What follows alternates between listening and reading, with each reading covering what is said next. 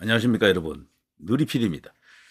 자, 박정희 대통령의 동상이 드디어 제막이 됐습니다. 동대구역 앞 대구의 관문이죠. 내륙 도시인 대구는요 사실상 동대구역이 관문이다 이렇게 볼 수 있겠죠. 자, 그런데요 이 제막식을 앞두고 좌파 단체들이 엄청나게 태클을 걸었죠. 당장 치우라 어쩌고 저쩌고 하면서 독재자 어쩌고 저쩌고 하면서요 온갖 행패를 부렸는데 결국 제막이 됐습니다. 자, 그 상황을 이제 조금 보면요. 박정희 뉴스, 동대구역 박정희 동상 제막식 이렇게 뉴스가 쫙 나오는데 반발하는 뉴스가 참 많습니다. 한겨레 시민 반발 속 동대구역 박정희 동상 제막, 홍준표 신경 쓸 거 없다. 자, 이런 것은 참 뚝심 있게 밀고 나가는 건 참 좋습니다. 저들이 이번에 이렇게까지 태클을 거는 것은요, 홍준표 시장이 이걸 이제 국가 예산으로 이제 예산으로 하기 때문에 그래요. 자, 그래서 이제 저들이 박정희 대통령을 예산을 갖고 나라 돈으로 이런 걸 할 만한 그런 위인이 되느냐, 이게 이제 좌파들의 생각인데, 그건 그들의 생각이고요. 천만의 말씀, 만만의 콩떡입니다. 대한민국 오늘 날 이런 어떤 국격이 있는 나라, 선진국을 만든 데 있어서 박정희 대통령을 빼고 이제 설명이 되겠습니까? 말이 안 되는 거죠. 자, 대구시 박정희 동상 제막식 강행, 뭐 강행이랄 것도 없습니다. 동상엔 독재자, 내란 원조, 낙서도 뭐 일부 있다 그러는데요. 자, 이런 뉴스들을 한번 쭉 보시고요. 놀라운 것은 박정희 대통령의 모습이 어떤 모습일까 이제 이런 거였는데, 주로 우리가 생각하는 모습은요, 뭔가 저 멀리 이제 미래를 가리키는 그런 어떤 모습에 손가락으로 이렇게 어떤 미래 비전을 제시하는 그런 모습이거나, 아니면 민족 중흥의 대역사를 이룬 그 설계도를 이렇게 들고 있는 그런 모습들, 뭐 이런 것들을 보통 떠올리잖아요. 야, 여기는 오늘 제가 보고 이제 깜짝 놀랐습니다. 파격이었다라고 생각하는데요. 오히려 결과적으로 더 잘 된 것 같습니다. 저는 개인적으로 박정희 대통령의 그 많은 사진들 중에 제일 인상 깊게 생각되는 것이 그 경부 고속도로를 개통하고 나서요, 그 막걸리를 그 도로 위에 뿌리는 그 장면, 그 정주영 회장도 그 옆에 있잖아요. 그 장면하고 모내기를 하고 나서 이 이제 바짓단을 이렇게 걷어붙이고 이렇게 이제 소탈하게 웃는 모습이 있습니다. 그 모습이 저는 박정희 대통령을 이렇게 인상 치울 때, 뭐 그래서 제 개인적인 생각인데 가장 호감이 가는 그런 모습들이 아닌가 이런 생각이 듭니다. 자, 여기 이제 뉴스들이 쫙 나와 있습니다. 홍준표 23일 박정희 동상 제막 아무런 문제 없다라고 했었고요. 자, 이때 한번 보겠습니다. 이제 자, 이 모습인데요. 자, 박정희 대통령이 이제 드디어 모습을 드러냅니다. 정말 궁금하시죠? 정확한 모습을 한번 보세요. 사진으로는 이미 이제 접해 쓰실지도 모르겠습니다. 날씨가 굉장히 추웠던 것 같아요. 전부 다 입술이 파르르 떨고 있네요. 자, 홍준표 시장을 비롯해서 몇몇 국회의원들도 보이는 것 같고요. 자, 어떤 모습일까요? 자, 드디어 박정희 대통령이 이제 모습을 드러냅니다. 자, 하나, 둘, 셋. 불러주시면 되겠습니다. 하나, 둘, 셋!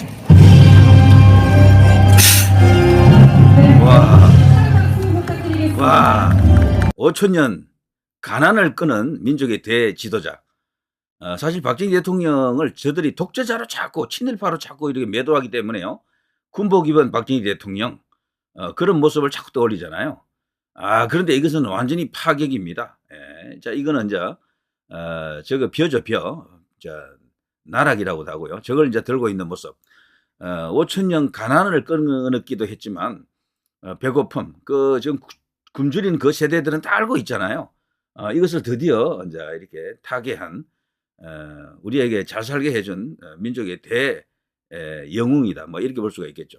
자, 정말 보기 좋습니다. 이 사진을 보면서요, 저는 개인적으로 깜짝 놀랐습니다. 야, 여러분도 상상을 하셨습니까? 보통 박정희 대통령 하면 이제 다른 모습을 보통 떠올리는 거죠. 동상으로 이제 생각할 때는요. 밀짚 모자 쓰고 볕단 든 박정희. 자, 동대구역 광장에서 동상 제막식을 가졌다. 산업화의 상징이다. 박정희 대통령은 산업의 상징 이런 단어 하나로 이렇게 규정할 수도 없어요. 이분은 너무도 복합적인 인물입니다. 대한민국의 오늘을 이분 빼고는 아무것도 설명할 수가 없어요. 외국에서 다른 나라들 우리나라보다 훨씬 못 사는 후발자 개도국들이 있죠. 못 사는 나라들 한국을 벤치마킹을 제일 많이 한다 그러죠. 왜냐하면 2차 세계대전 끝났을 때는 그들이나 우리나 비슷했거든요. 우리가 더 못 살았어요, 사실은. 아프리카라든가 동남아라든가 이런 나라들 진짜 못 살았잖아요. 근데 우리는 더 못 살았어요. 그랬더니 한국이 어떻게 자기들은 그대로인데 선진국이 되었느냐라는 거죠. 그걸 이제 배우려고 하는데 그래서 박정희 대통령 벤치마킹을 하러 우리나라에 많이 온대요. 새마을 운동도 공부하고 뭐 박정희 대통령이 세웠던 여러 가지 설계도 뭐 경제개혁에 대한 여러 가지 청사진 이런 걸 이제 그 방법을 벤치마킹해 가는 거죠. 그런데 중요한 거는요. 그런 거는 가져갈 수 있어도 성공하는 나라가 잘 없습니다. 왜 그런가 하면은 그런 방식이 문제가 아닌 거예요. 사람이 중요하거든. 그 리더십이 중요해서 그래요. 그들이 다 배워갈 수도 있고 옮겨갈 수가 있지만 벤치마킹 할 수가 있지만 박정희 대통령 같은 사람이 없으면 그게 안 된다는 거야. 그 짧은 시간 안에 그렇게 된다는 게 어렵습니다. 그리고 박정희 대통령 같은 경우는 그 우리나라 산업화를 일굴 때 말이죠. 아무것도 없었잖아요. 요즘 저개발국의 산업화라고 하는 것은요. 잘 사는 나라에서 공장을 짓는 거죠. 가서. 중국에서 지금 다른 나라, 더 못 사는 나라로 이제 공장에 가잖아요. 그래서 그러면서 고용이 창출되고 뭐 이렇게 어느 정도 이렇게 경제가 돌아가는 거죠.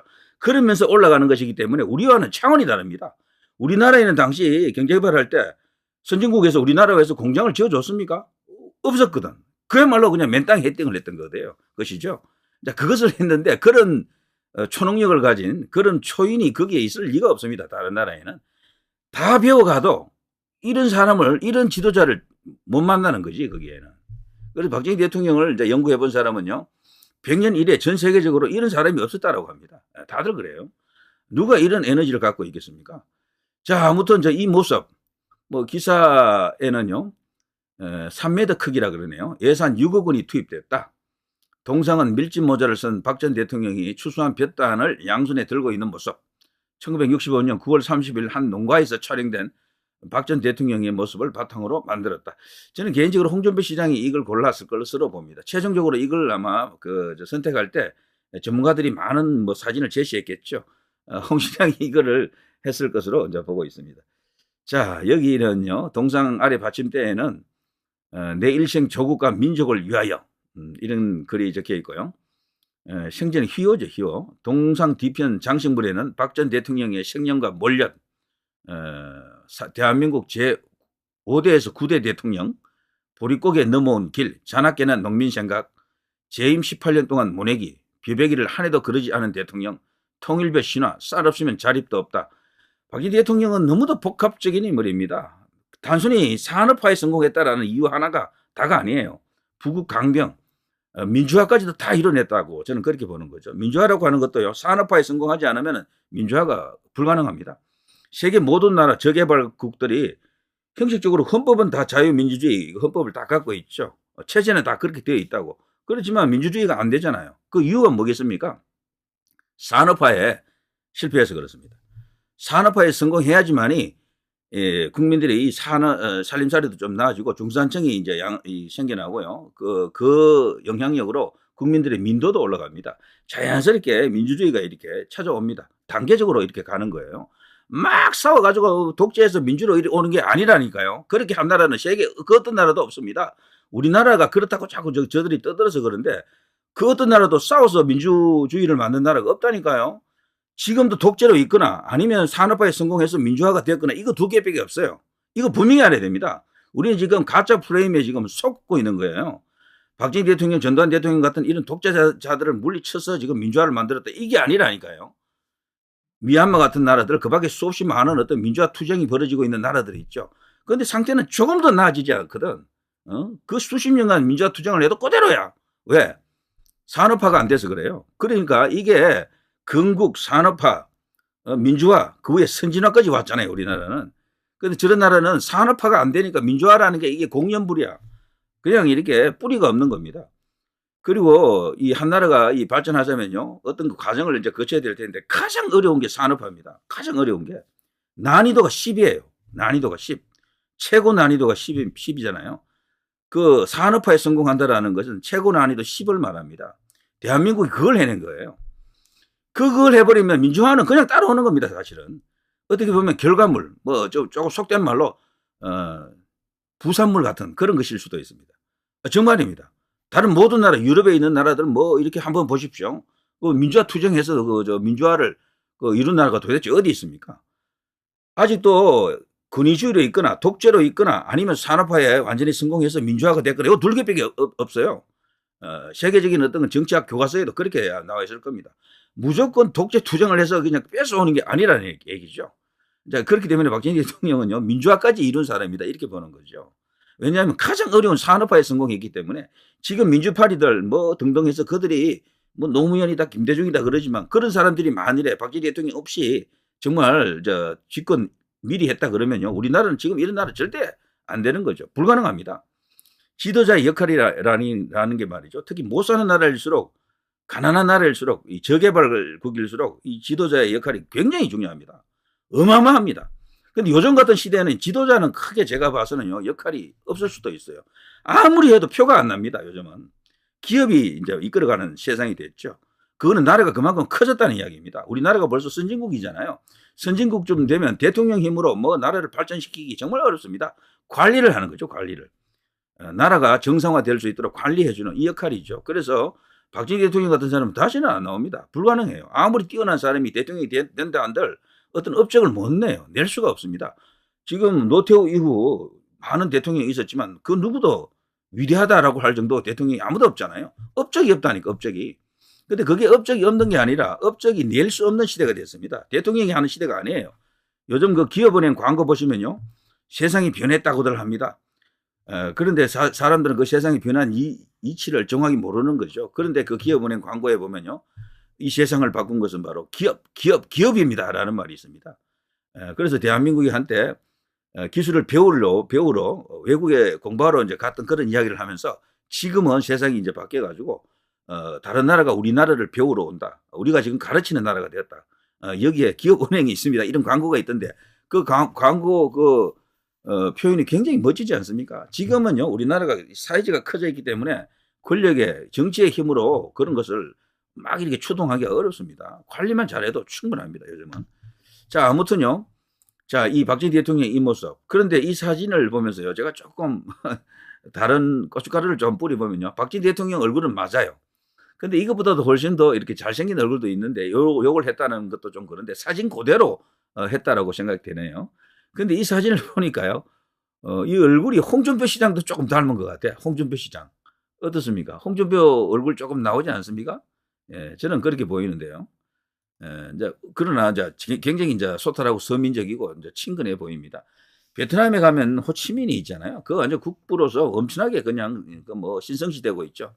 근데 그런 사람은 독립 그 거대한 어떤 그 공적이 있다 뭐 이렇게 해서 아마 그 베트남이라는 나라가 존재하는 한 그야말로 뭐 그 사람은 뭐 신 같은 존재가 되어 있을 겁니다. 우리나라 좌파들은 특히 문재인 같은 이런 인간들은 호치민을 존경한다 그러죠. 근데 객관적으로 놓고 봐서요, 호치민 같은 사람은 나라를 발전 못 시켜요. 안 됩니다. 그냥 독립만 시킨 거지, 그냥 독립만 한 것뿐입니다.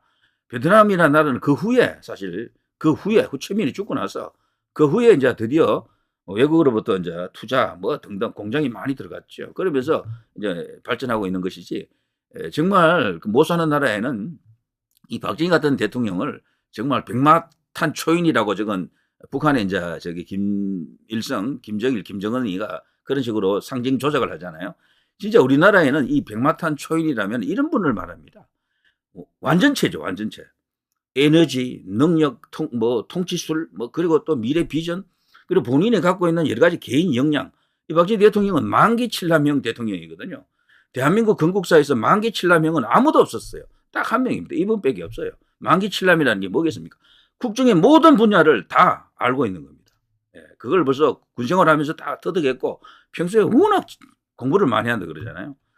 경부고속도로 이런 것도 직접 다 설계도 이렇게 설계도를 만들 정도니까 이런 대통령이 도대체 어디 있습니까? 그리고 현장을 이분만큼 많이 찾은 대통령이 도대체 어디 있습니까?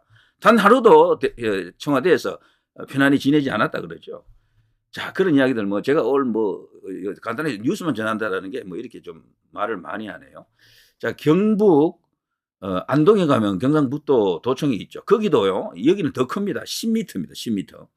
거대한 박정희 대통령 동상이 있습니다. 근데 이거는 더 멋지게 보일 수도 있어요. 왜냐하면 설계들을 들고 이렇게 당당한 모습, 훨씬 더 미남으로 생긴 모습이에요, 여기는. 근데 이것 때는요, 요건 얼마 전에, 얼마 안 돼서 한 열흘 정도 됐나, 그 전에 여기 이제 개막식을 가졌었는데요. 이 당시에는 이게 이제 논란이 안 됐어요, 별로. 뉴스는 나갔어도 사람들이 그렇게 반대를 안 했어요. 왜 그런가 하면은 요거는 국가 돈으로 한 게 아니고 요거는 사람들이 돈을 모았습니다. 경상북도에서 수용을 했던 거고요. 민간단체 동상 건립 요청을 수용했습니다. 10억 원의 국민 성금을 통해서 이걸 이제 세웠었죠. 박정희 대통령 동상 건립 추진위원회 제2기 출범식 및 대표단 회의 뭐 그런 것도 있었고요.